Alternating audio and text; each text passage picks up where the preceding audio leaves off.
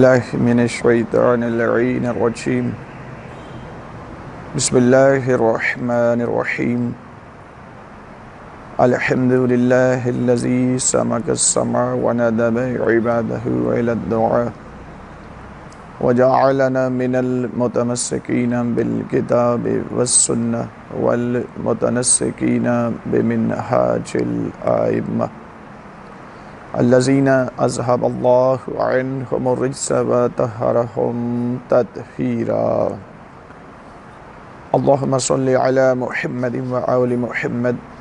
أما بعد فقد قال الله تبارك وتعالى في محكم كتابه المجيد بسم الله الرحمن الرحيم يا إبليس ما منعك أن تسجد لما خلقت بيدي حمد و ثنا اس ذات ذوالجلال کی جو لائق حمد و ثنا ہے، اور درود و سلام ان ذوات مقدسہ و مطہرہ پر جو لائق درود و سلام ہے۔ ناظرین محترم، انتہائی اہم عنوان سے مربوط آج گفتگو انشاءاللہ ہوگی، لیکن گفتگو شروع کرنے سے پہلے میں اتنا واضح کر دوں کہ ہمارا یہ پروگرام، یہ ریکارڈنگ کسی کی دل آزاری کے لیے نہیں ہے، صرف ان لوگوں کے جواب میں ہے جو مذہب اہل بیت کی شکل کو مسخ کرنے کے لیے بیرونی قوتوں کے آلہ کار بنے ہوئے ہیں اور اپنی مرضی کے یا بیرونی قوتوں کے اشاروں پر ان مفاہیم کو بدل کر مذہب کی شکل کو مسخ کرنے کے در پہ ہیں۔ ہم ایسے لوگوں کو صرف جواب دینے کے لیے تاکہ مومنین کا ایمان محفوظ رہ سکے، تو یہ گزارش کرنا تھی۔ اب ہم آیت پہ آتے ہیں، سورہ صاد۔ اللہ رب العزت اس سورہ کی اس آیہ مجیدہ میں ابلیس سے مخاطب ہو کے کہہ رہا ہے، یا ابلیس ما منعک ان تسجد لما خلقت بیدی۔ ابلیس، تجھے کس چیز نے روکا، تجھے کس چیز نے منع کیا کہ تو اس کو سجدہ نہ کرے جس کو ہم نے اپنے ہاتھوں سے خلق کیا۔ عام ترجمہ اس کا یہ کیا جاتا ہے، اور پھر کچھ لوگ اس لفظ یدئی سے، جو کہ ایک تثنیہ کا صیغہ ہے، اس سے مراد کچھ اور لے کر اللہ رب العزت کے ایک تو ہاتھ اس طرح کے ثابت کرتے ہیں جس طرح ایک عضو خارجی ہوتا ہے، جس میں ناخن ہے، جس میں گوشت ہے، جس میں ہڈیاں ہیں، جس میں جوڑ ہیں۔ اس مجموعے کو، اس طرز کے ہاتھ کو اللہ کا ہاتھ کہتے ہیں۔ اس کے لیے ایک پہلو ہے، ایک گفتگو لمبی ہو سکتی ہے کہ آیا اللہ رب العزت کے لیے اس طرح عضو خارجی ماننا، آیا یہ درست ہے یا درست نہیں ہے؟ تو اختصار کے ساتھ صرف ایک جملے میں کہہ کر میں آگے بڑھوں گا اور ان لوگوں کو مخاطب ہوں گا یہ جملہ کہہ کر کہ پورا مذہب اہل بیت یہاں پر اس نظریے کے مد مقابل کھڑا ہے کہ خدا کا نہ جسم ہے، نہ اس میں ترکیب ہے، نہ اس میں اجزاء ہیں۔ جو خدا کی تجسیم کا قائل ہے وہ خدا کی ماہیت کا قائل ہے، جو خدا کی ماہیت کا قائل ہے وہ خدا کی ترکیب کا قائل ہے، اور جو اس کی ترکیب کا عقیدہ رکھتا ہے وہ اس میں اجزاء اس کو ماننا پڑتے ہیں، اور جو اس میں اجزاء کو مانتا ہے، جہاں اجزاء ہوتے ہیں مسلم الثبوت ہے کہ وہاں احتیاج ہوتی ہے، اور جہاں احتیاج ہوتی ہے وہاں خالقیت نہیں ہوتی، وہاں مخلوق ہوتی ہے۔ یہ مخلوق کا وصف ہے۔ اس کے لیے نہج البلاغہ حضرت امیر المومنین علی بن ابی طالب علیہ السلام نہج البلاغہ کے پہلے خطبہ میں جو توحید سے مربوط ہے اس میں بیان کرتے ہیں، اور وہ خطبہ آپ ریفرنس کے طور پہ آپ اس کو دیکھ لیں۔ میں اس کی پوری عبارت تو یہاں پہ بیان کرنے سے ابھی قاصر ہوں، چونکہ ہمیں محدود وقت میں کچھ اپنا نتیجہ دینا ہوتا ہے، اس لیے اس کے علاوہ باقی صحیفہ سجادیہ دیکھ لیں، اس میں امام نے جو توحید بیان فرمائی ہے، یا باقی کتب احادیث اصول کافی ہے یا بحار الانوار، تو وہاں پہ پورے ابواب موجود ہیں. وہاں پہ دیکھ لیں کہ خدا پہ نہ جز ہے، نہ ترکیب ہے، نہ تجسیم ہے. جو خدا کی تجسیم کا عقیدہ رکھتا ہے اس کا تشیع سے بھی تعلق نہیں، اس کا دین اور ایمان سے بھی تعلق نہیں، وہ قوم یہود سے تعلق رکھتا ہے، کیونکہ پہلی قوم ہے پوری دنیا کے اندر کرۂ ارض پر قوم یہود جو خدا کی تجسیم کا قائل ہوئی تھی. اب وہ عقیدہ انشاءاللہ ہم بعد میں آنے والی ریکارڈز میں لے کے آئیں گے. ابھی اتنا بیان کر دیں کہ اس آیت سے کچھ لوگ مذہب اہل بیت کی شکل کو مسخ کرنے کے لیے اپنی مرضی کے مطالب لیتے ہیں اور مومنین کے ایمان کو زائل کرتے ہیں کہ اللہ رب العزت اب اس کو دلیل کے طور پہ اس آیت کو لیتے ہیں، اور اس کے بعد امیر المومنین سے کچھ جملے منسوب کیے جاتے ہیں کہ یہ جو اللہ کہہ رہا ہے، اے ابلیس تجھے کس چیز نے منع کیا؟ آدم کو سجدہ کرنے سے کہ جس کو ہم نے اپنے دونوں ہاتھوں سے بنایا. یہ ترجمہ کہ اللہ کے 2 ہاتھ ہیں. وہ 2 ہاتھ کون سے ہیں؟ اب وہ امیر المومنین علی بن ابی طالب علیہ السلام کے ساتھ منسوب کر کے کچھ جملے بیان کرتے ہیں کہ امیر المومنین نے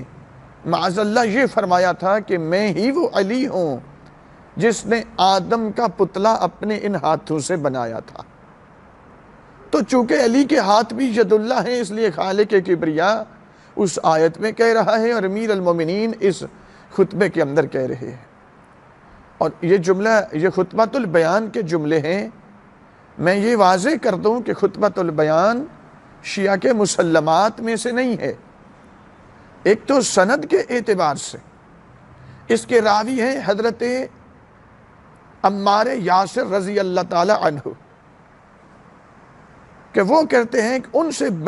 منسوب کر کے یہ بیان کیا جاتا ہے کہ انہوں نے کہا کہ امیر المومنین نے 40 ہجری میں یہ خطبہ بیان کیا اور میں نے خطبہ سنا، میں بیان کرتا ہوں، نقل کرتا ہوں امیر المومنین سے. تو علم الرجال کی روح سے یہ بات درست نہیں ہے، اس لیے کہ حضرت عمار یاسر جنگ صفین میں شامل تھے اور وہاں پہ ہی ان کی شہادت ہوئی.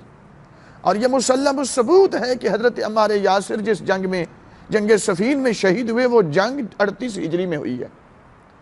اور بیان کیا جاتا ہے کہ یہ خطبہ بیان کیا تھا 40 ہجری میں. تو ایک تو اس بات سے اتفاق نہیں، کو عقل رکھنے والا، شعور رکھنے والا اس بات کو تسلیم نہیں کر سکتا کہ ایک بندہ 2 سال پہلے شہید ہو چکا ہے، اب وہ قبر سے نکل کر آ کے اس خطبے کو سن بھی رہے ہیں اور اس خطبے کو بیان کرتے ہیں. یہ تو اس وجہ سے یہ سندن درست نہیں ہے. دوسری بات یہ ہے کہ یہ خطبہ اب اگر اس کی سند سے صرف نظر بھی کر لیں تو اس کے متن پہ آ جائیں تو اس کے متن کو 3 حصوں میں تقسیم کیا جا سکتا ہے. ایک حصہ وہ ہے کہ جس کی تفسیر ہو سکتی ہے، ایک حصہ وہ ہے، کچھ جملے وہ ہیں جن کی تعویل ممکن ہے، کچھ حصہ وہ ہے جن کی نہ تفسیر ممکن ہے نہ تعویل ممکن ہے. وہ کچھ تخریب کاروں نے اپنی طرف سے اضافہ کر کے امیر المومنین سے اس کو منسوب کر دیا. یہ جملہ بھی انہی میں شامل ہے، چونکہ اللہ رب العزت اب جو فرما رہے ہیں، اب چونکہ اس خطبے کے اندر بہت سی چیزیں ہیں جہاں پہ نعوذ باللہ یہ بھی امیر المومنین سے منسوب کیا گیا کہ میں ہی عبد ہوں، عابد ہوں، میں ہی معبود ہوں. کچھ اس کی تعویل کر کے دے، ممکن نہیں ہے. لہذا جناب ایک تو سندن یہ خطبہ درست نہیں، دوسری بات کہ اس کے کچھ جملے اگر سند سے صرف نظر کر لیں، قطع نظر کر لیں تو یہ پورا خطبہ قابل تفسیر نہیں ہے. اس کا کچھ جملے ہیں جن کی تفسیر ممکن ہے، کچھ جملے وہ ہیں جن کی تفسیر ممکن نہیں، تعویل ممکن ہے. اچھا اب تعویل کہاں پہ ہوگی اور تفسیر کہاں پہ ہوگی، اس کا اپنا معیار ہے، نہ کہ جس کو میں چاہوں اور جیسے چاہوں اس کو پھیر لو. اور کچھ جملے وہ ہیں کہ جن کی تعویل بھی ممکن نہیں، تفسیر بھی ممکن نہیں. جو اس طرح کے جملے ہیں وہ اصلاً بالکل وہ کچھ باطل نظریات رکھنے والوں نے اس میں داخل کیے ہوئے، اصل امیر المومنین کی کلام نہیں ہے. ایک چیز ہوگی۔ اب آ جائیں کہ آیا امیر المومنین نے ہی اپنے ہاتھوں سے سرکار آدم کو بنایا اور پھر ان ہاتھوں کو اللہ نے اپنا ہاتھ کہا دیا؟ تو ہمارا سوال یہاں پہ یہ ہے کہ کیا امیر المومنین سے اگر آپ عقیدہ قائم کرنا چاہتے ہیں تو مذہب اہل بیت میں عقیدہ قائم کرنے کا معیار کیا ہے؟ کیا ایک ضعیف السند روایت سے آپ عقیدہ قائم کر سکتے ہیں؟ میں یہ بات ذمہ داری کے ساتھ کہہ رہا ہوں کہ ایک حدیث صحیح السند ہو، اس صحیح السند کے اوپر بھی آپ عقیدہ قائم نہیں کر سکتے۔ ہاں، فقہ میں عمل کر سکتے ہیں، عقیدہ قائم کرنے کے لیے ملاقات کچھ اور ہے، یہ کفایت نہیں کرتا۔ ایک بات اب آ جائیں کہ اللہ رب العزت نے اس آیت میں جو یہ کہا کہ اپنے دونوں ہاتھوں سے جس کو میں نے حل کیا، ابلیس تجھے کس نے منع کیا کہ تو اس کو سجدہ نہ کرے، ان ہاتھوں سے مراد کیا ہے؟ تو اب کوئی لمبی چوڑی ہم تفسیر میں نہیں جاتے، یہ اگر ہو سکے تو یہ میں کتاب میرے پاس ہے اور یہ کتاب بہت متبرک کتاب ہے، معتبر کتاب ہے، اور تمام روایات اس میں توحید، اگر آپ اس کو بڑا کر کے دکھا دیں، توحید صدوق رحمہ اللہ، اس کتاب کے اندر توحید کے متعلق کسی مولانا صاحب نے کوئی اپنی کلام نہیں داخل کی، تمام کی تمام اس میں آئمہ اہل بیت علیہم السلام سے منقول روایات ہیں۔ اس کتاب کی باب نمبر 13 میں باب و تفسیر قول اللہ عز و جل یا ابلیس ما منعک ان تسجد لما خلقت بیدی، یہی باب باندھا ہے، اور اس باب کی تفسیر میں جب امام باقر علیہ السلام سے یہ پوری سند موجود ہے، حدثنا علی بن احمد بن محمد بن عمران الدقاق رحمہ اللہ قال حدثنا محمد بن ابی عبداللہ الکوفی قال حدثنا محمد بن اسماعیل البرمکی قال حدثنا الحسین بن الحسن قال حدثنا بکر عن ابی عبداللہ البرکی عن عبداللہ ابن بحر عن ابی ایوب الحزاز عن محمد ابن مسلم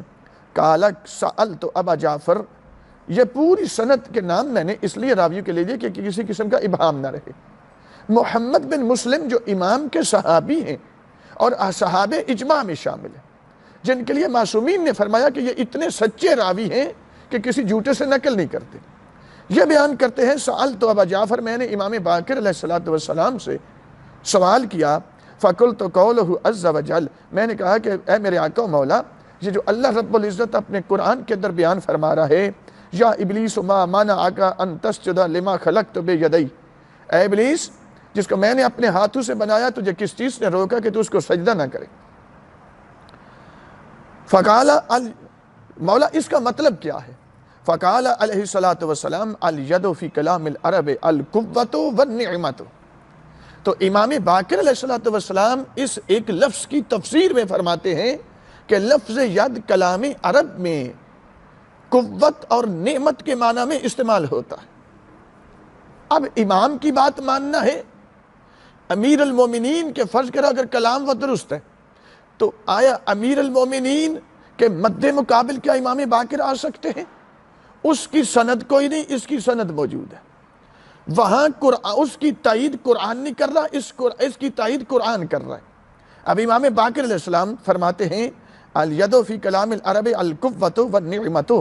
اور آگے میرے مولا اسی آیت کی تفسیر میں تعویل میں کچھ اور آیات تائید میں لے کر آتے ہیں۔ قال واذکر عبدنا داؤد ذا العید،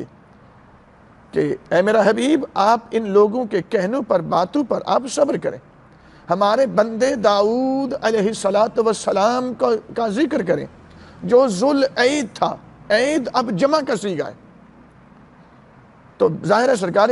داؤد علیہ السلام کے 2 ہاتھ تھے، 3 نہیں تھے، تو جمع کا صیغہ تو 3 سے شروع ہوتا ہے، اور یہ جمع سالم ہے تو 3 سے شروع ہو کر 10 سے پہلے تک، تو کتنے ہاتھ تھے جناب داؤد علیہ السلام؟ ذو العید آیا ہے۔ اگر آپ نے ظاہری مطلب یہ لینا ہے تو پھر یہاں پھر امام اس سے مراد کیا، اور قرآن کی آیت کہہ رہی ہے کہ وہ ذو العید تھے، یعنی در حقیقت ذو العیز سے مراد یہ ہے کہ وہ ذو القوت تھے، اور ذو القوت کس کس چیز میں؟ وہ اپنی تسبیح میں ذو القوت تھے، وہ اپنی سلطنت میں ذو القوت تھے، وہ اپنے علم میں ذو القوت تھے، اور پھر وہ میدان جنگ میں ذو القوت تھے۔ یہ در حقیقت اللہ رب العزت ان کے یہ اوصاف ایک کلمہ کے اندر بند کر رہا، تو یوں نہیں ہے۔ لہذا اس کلمہ کا مطلب امام باقر علیہ السلام نے خود بیان فرمایا۔ ایک اور سند یہاں پر موجود ہے، اور وہ امام رضا علیہ السلام سے سوال کیا جاتا ہے، ان محمد ابن عبیدہ قالا سألت الرضا علیہ السلام ان قول اللہ عز و جل، کہ میں نے امام رضا علیہ السلام سے سوال کیا، میرے آقا و مولا، یہ جو اللہ رب العزت اپنی مقدس کلام کے اندر یا ابلیس ما منعک ان تسجد لما خلقت بیدی، یہاں پر یہ کہہ رہا ہے یدی سے مراد کیا ہے؟ تو امام رضا علیہ السلام نے فرمایا قالا یعنی بے قدرتی و قوتی،